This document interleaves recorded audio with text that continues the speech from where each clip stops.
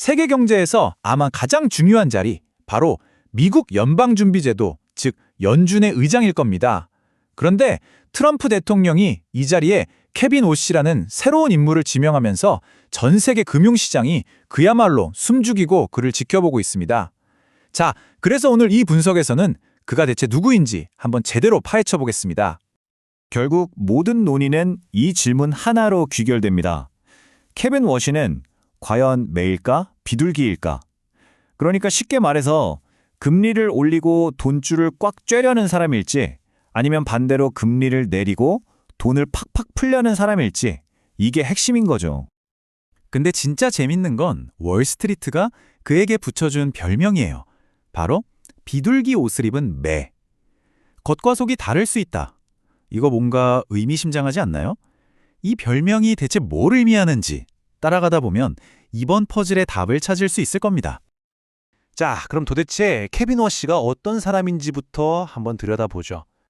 딱 이력서를 보면 가장 먼저 눈에 띄는 게 바로 이겁니다. 경제학 박사학위가 없다는 점.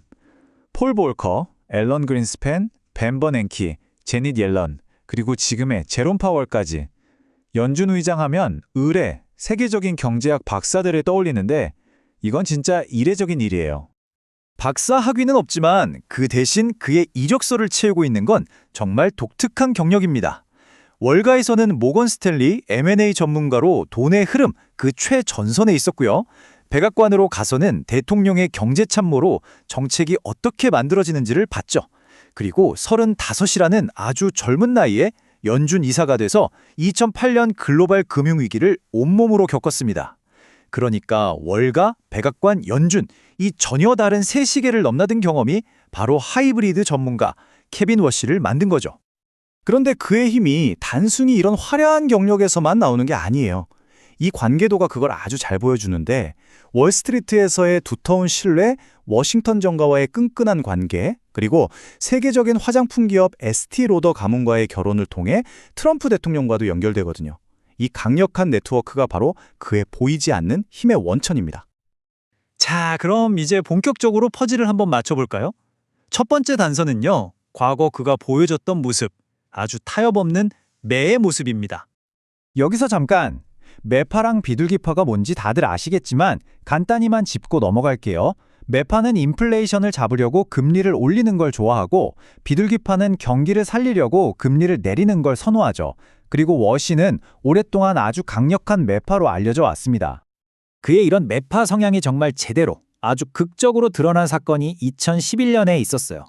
당시 연준이 경기를 살리겠다고 시장에 돈을 더 푸는 2차 양적 완화 QE2를 결정했거든요.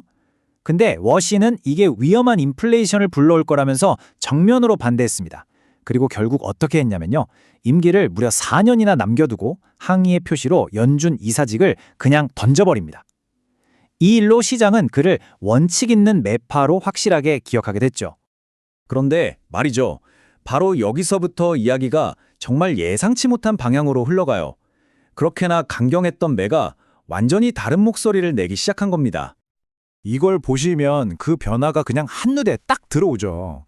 2011년엔 돈 푸는 거 반대한다고 직을 던졌던 사람이 지금은 새로운 경제 현실이 어쩌고 하면서 금리를 내려야 한다고 주장하고 있어요. 아니 도대체 뭐가 그를 이렇게 180도 바꿔놓은 걸까요? 그가 내세운 논리는요, 진짜 대담하고 파격적이에요. 바로 AI 혁명입니다. 그의 주장을 한번 들어보세요. 이거예요.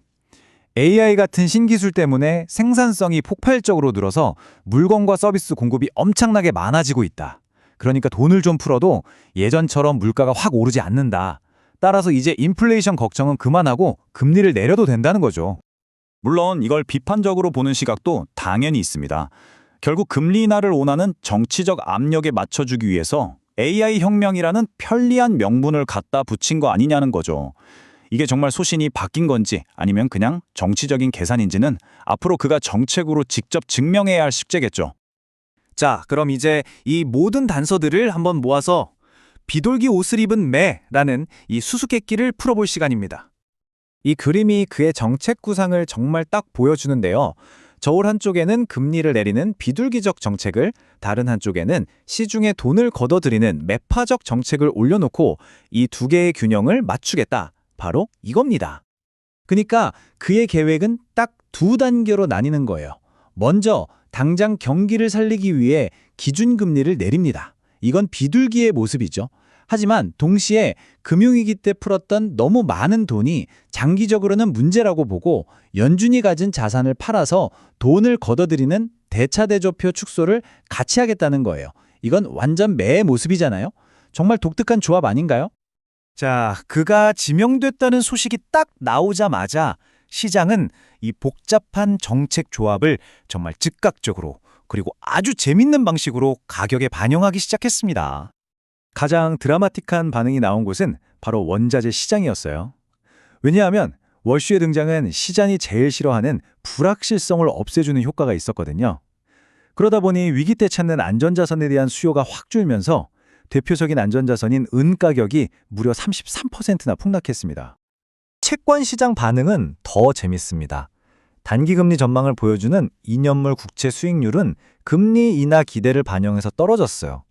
그런데 장기적인 돈의 흐름을 보여주는 10년물 수익률은 오히려 돈을 걷어들일 거라는 우려 때문에 살짝 올랐죠. 이건 뭐냐면요. 시장이 그의 양손잡이 전략을 완벽하게 꿰뚫어 보고 가격에 그대로 반영했다는 명백한 증거죠.